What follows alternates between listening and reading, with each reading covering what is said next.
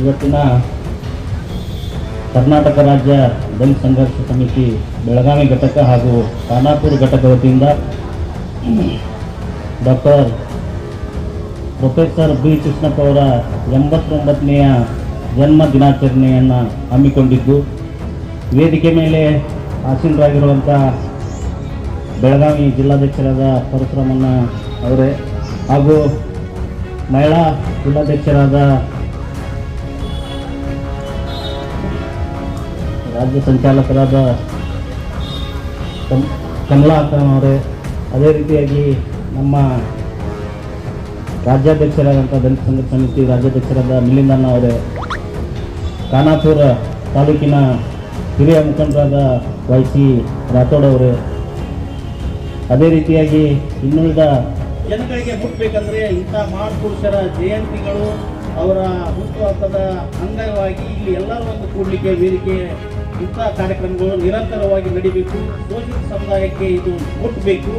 ಅದು ಕೂಡ 1974ರಲ್ಲಿ ಮೊಟ್ಟ ಮೊದಲಿಗೆ ಕರ್ನಾಟಕ ದಲಿತ ಸಂಘರ್ಷ ಸಮಿತಿ ಪ್ರಾರಂಭವಾದ ನಂತರ ಈಗಾಗಲೇ ಹಲವಾರು ಸಂಘಟನೆಗಳು ನಿಂತಿದ್ದಾವೆ. ಆದರೆ ವಿಚಾರಗಳೆಲ್ಲ ಕೂಡ ಪ್ರೊಫೆಸರ್ ಬಿ ಕೃಷ್ಣಪ್ಪ ಅವರ ವಿಚಾರ ಅಡಿಯಲ್ಲಿ ಈಗ ಎಲ್ಲ ಸಂಘಟನೆಗಳು ನಡೀತಾ ಇದ್ದಾವೆ.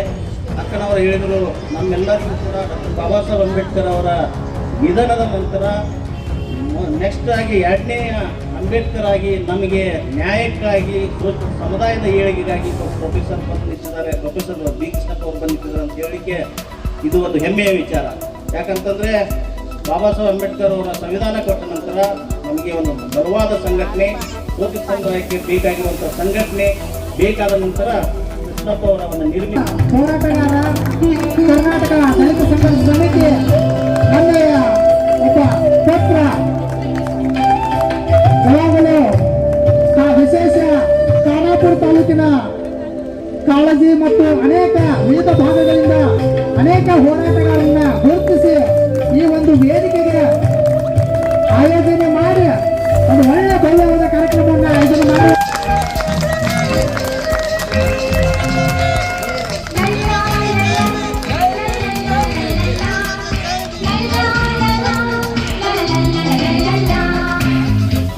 ನಗುತ್ತಾ ಬಾಳು ನೀನು